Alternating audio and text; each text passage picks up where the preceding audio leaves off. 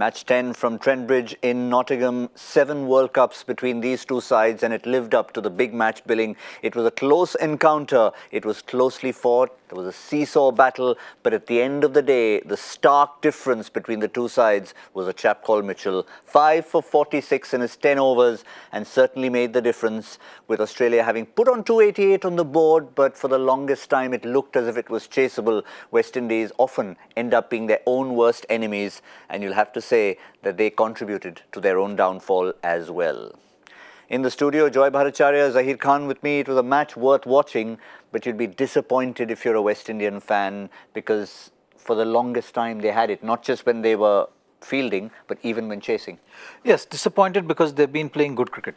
You know, they've played good cricket for the most of the match. It's just that they couldn't close the match. You know, there were opportunities which they could have taken. They started brilliantly, even with the bat also, and in the run chase, they were always in it. You know, if, you look at the last bit as well, you know, and you'll know that if Nurse can bat the way he was batting, it's just that they lost wicket in cluster towards the end, and particularly not really closing on situation in terms of reading what are the options. You know, the fifth bowler had 2 overs. It was clear that Finch had decided those 2 overs are not going to be used anytime soon. You know, he was looking for wickets. So at that stage, even if the main batsman, and particularly Russell, I felt once he was in, should have just, it was what, last ball of that Starc's over, and everyone knew that, okay, after this over, Starc is not going to come back. And like you rightly said, it was the difference in the match was Starc, you know, and that's something which West Indian batsmen at that stage in that game just didn't stay in the present. Holder looked like you know, he was in control. He tried to make that conversation with Russell as well. It was visible that he was ready to soak in that pressure. But wicket, particularly Russell and Brathwaite falling at the other end, he had no other way but to take the responsibility on himself, which he couldn't really capitalize. Yes, it was the fact that the West Indies had their moments. It was almost like an election where you win more of the popular votes but end up losing the election. Absolutely. The only people who would be feeling worse about today are the 2 umpires. Who had the worst game of the day was the 2 umpires, definitely. If you look at the 2 teams, the umpires definitely had the worst. I mean, every time everyone went for a review, the look on their faces that, oh God, have I got it wrong again? Some 4 decisions, 4 times I think they got reviewed. 6, I think it was. 6 times it was. 6 times it went upstairs. Yeah. 4 decisions were overturned. Yeah, that's a strike rate of very. That means they got it right 2 out of 6 times. It's a strike rate of 33%. They shouldn't be playing international cricket at that strike rate. But yeah, definitely a bad performance. But yeah, I mean, the West Indies, again, flattering to deceive, being in there. Now, you can always turn around and say that Russell's that kind of a player. You know, he always does that. But there is something called shot selection. When a man can hit at will every time, he doesn't need to take a risk, especially when he'd done the run in that particular over. I mean, he had brought the run rate down. It was not 9 and 10. They were at 8.5, brought it down to 7, 6.5. Absolutely. They always look comfortable with the chase, isn't it? Like, it just that last possibly 13 overs, because when Shea Hope also got out, you know, you knew that, okay, Russell is going to come. Holder was looking good at that stage. He was scoring runs comfortably. So that's something which was always the case. It's just that they had to bat those 50 overs. I think, you know, in today's match, after creating that kind of a platform, it was just about batting 50 overs. And it's surprising that West Indies did manage to bat those 50 overs, but didn't end up on the winning side. Yes, indeed. And it was, yes, Russell was one of them. Then Brathwaite could have stayed around there. And I think Ashley Nurse showed exactly why, with his 4 boundaries at the end, that he could bat, and Jason Holder would have wanted to also stay around with him. That's the fall of the wicket. You saw Russell 2-1-6 for 6. They were still comfortable then, even when Brathwaite and Holder had the partnership. 252 for 7 with just under 5 overs to go. They still were very much in the hunt. But once those 3 wickets fell for 4 runs, it was all over. We had a little bit of a discussion in the studio here, wondering whether it would go to Mitchell Starc or to Nathan Coulter-Nile. Finally, it was a bowler who can bat, and batted really well. Nathan Coulter-Nile, man of the match for that magnificent innings. And I think if you look at, you know, if you weigh the 2 performances, the one thing that would have gone in his favour is that Mitchell Starc is doing what his regular day job is. It's like taking a right-handed catch if you're a left-hander, you know. But fair call in the end. You know, I mean, the way they were really in a bad predicament, Australia, and he rescued them. Well, you look at how the game started. No one was giving Australia a chance after about 15 overs when they were completely down and out. Smith batted well, but the man who really turned it around for Australia and created that par score was Coulter-Nile, because he batted at 130 strike rate, which was 92 of 60. He just not scored runs. He scored runs at a brisk pace, and that's what was the difference at the end. You can, from the West Indies point of view, look at it that there were few catches which missed chances has also hurt them badly. So after gripping the game, they couldn't really close it. They didn't have the killer instinct to close the game today. But it was a fantastic game of cricket to watch today. Like even though West Indies have lost, I think the contest which was going on between the two teams and the phases of the game right till the end were interesting to watch. In the end, I think the team which managed to hold the nerves and managed to stay calm in that under pressure scenario and situation ended up on the winning side. Credit to Finch as well. Just to mention for Starc, close fastest to 150 wickets in ODIs. But in terms of Aaron Finch, as Zaheer Khan mentioned off air while we were watching the game, is that maybe he might have got it wrong. Has he held him back too late in terms of Stoinis and Maxwell, that extra over? But then he said, okay, I'm going to go for it. I'm going to have confidence in Starc and forget 49 and 50. That can come when it comes. No, absolutely. And I think he did it well. He took his chance, and as he absolutely said, he had 2 overs which he had to get from somewhere. Maybe he'll have to bowl them one after the other. He knew that. He took his chance, and it worked for him. The truth of it is, captaincy is all about, as you kept saying, taking big, brave decisions and following. The other thing is, every time he brought back Starc gave him wickets. So the 3 spells that Starc bowled, all of them were spells that actually made a difference.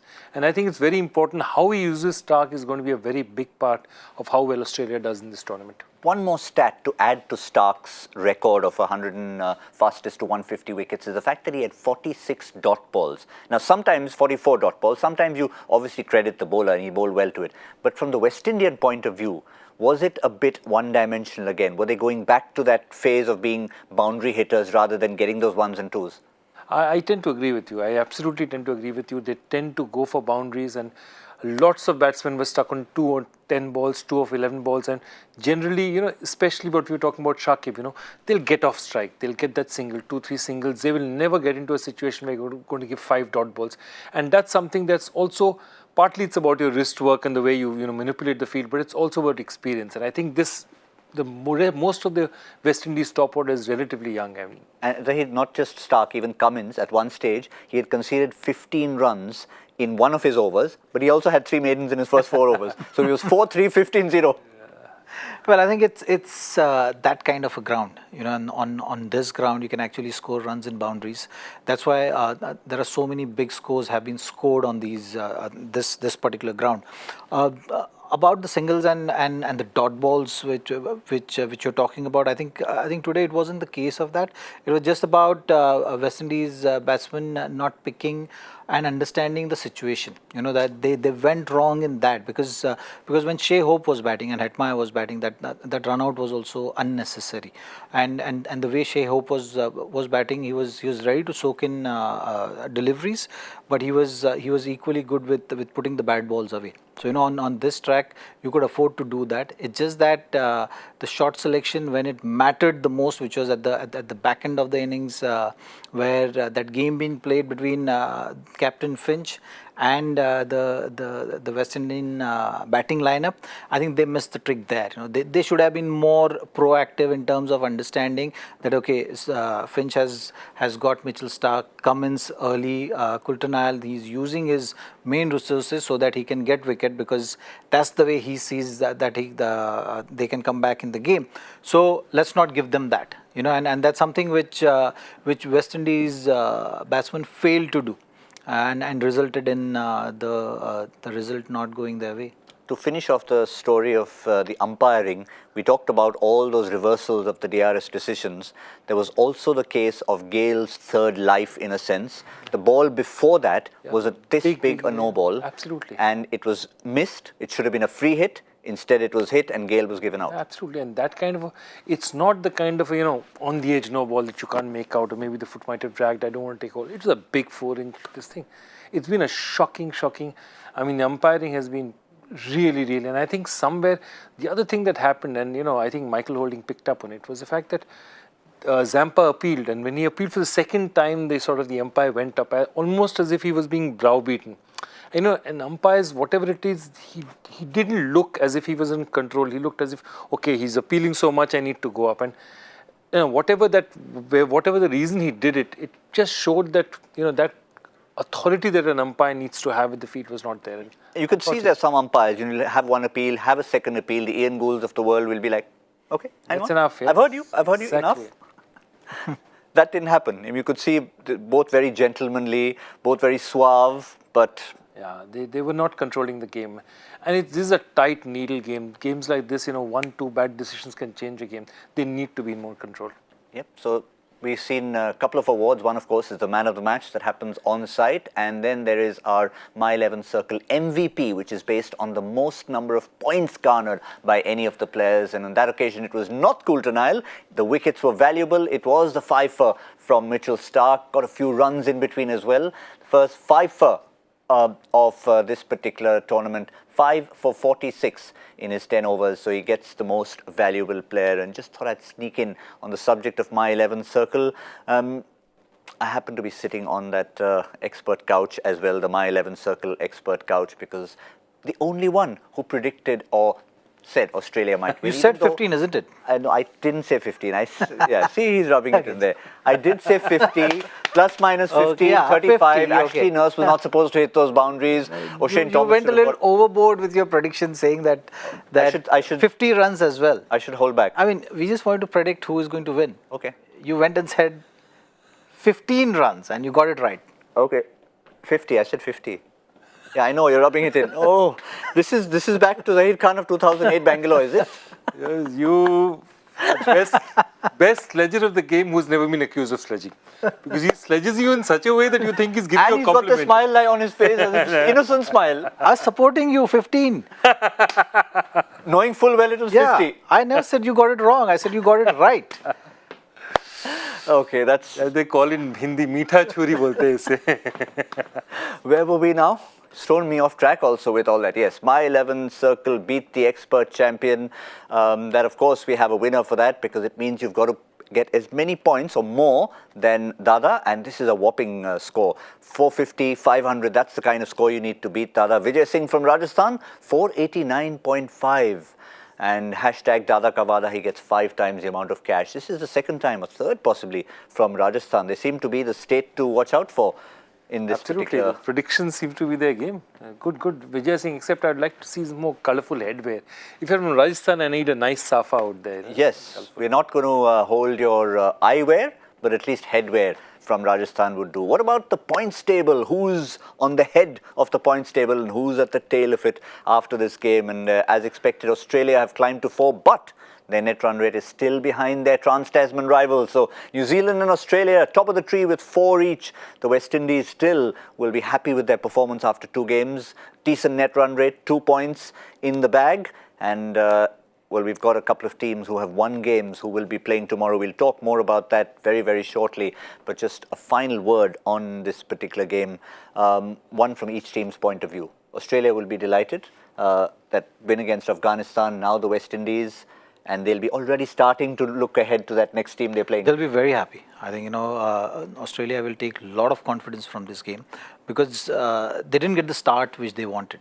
Right, when they were completely down and out, they managed to pull out of that situation. So this goes a long way in terms of building the morale of the team, that you can win matches from any kind of situations. So that is a big plus. From the bowling point of view, I think Starc and Pat Cummins both were just top class. So that's something, which all the teams will always be wary of, because you've seen in these conditions there is always opportunity of picking those early wickets and set the tone for the match. So that is a big plus.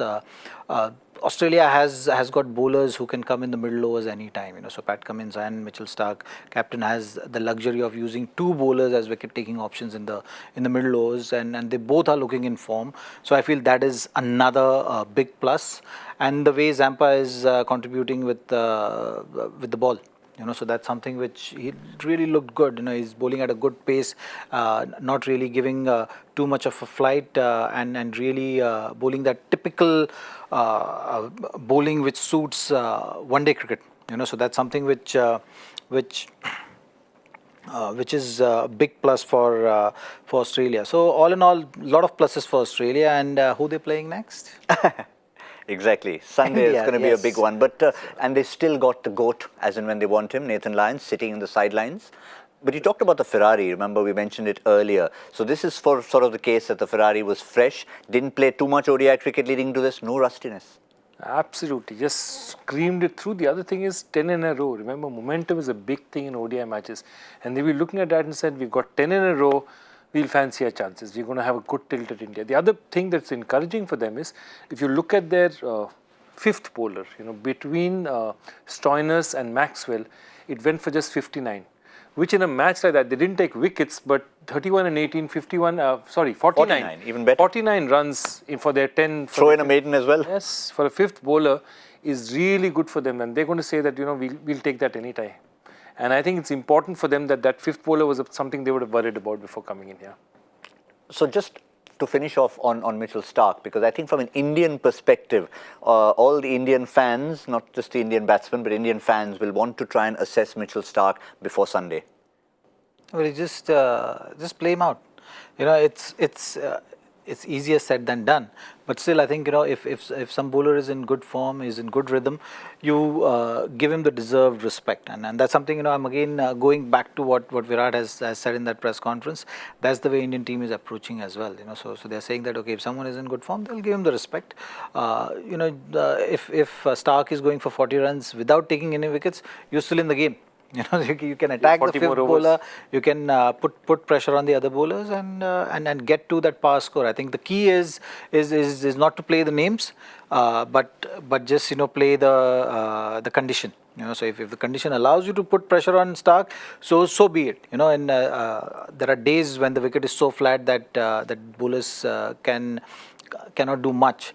And in those kind of situations, you can make use of the bad balls which are coming your way. So that's the kind of approach they'll have. Get to the power score, and you have enough bowling to defend any kind of total. Just one final word. I don't want to be negative on Australia, but while you've got a guy, you've patted him on the back, you've given him the Man of the Match award, they still want to look at Nathan Coulter-Nile as that third bowler, because if anything was a disappointment, it would have been his bowling. Yeah, he went for 70.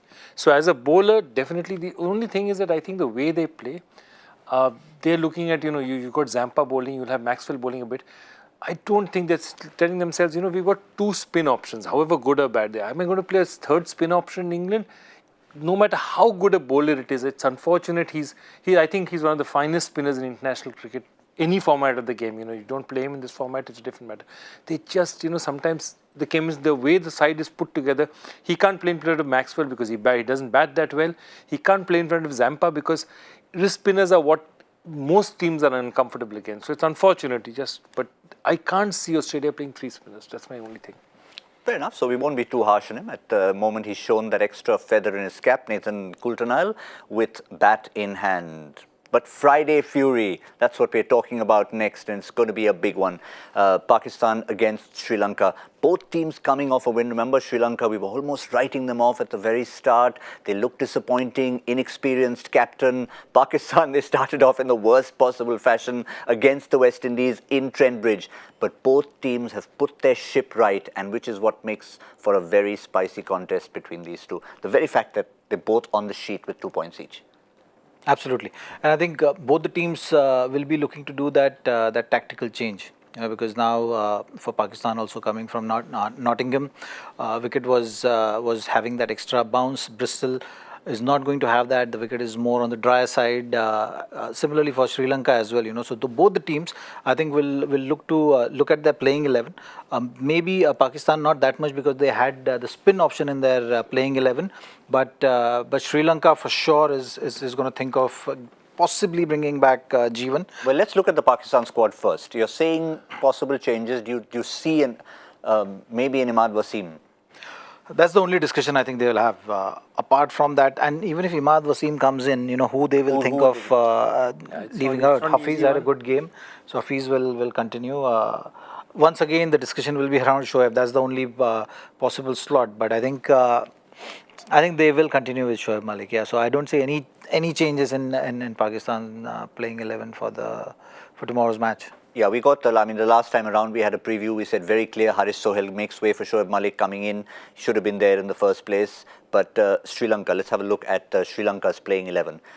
So I think, really Jeevan Mendes definitely is going to come into this team. They need him.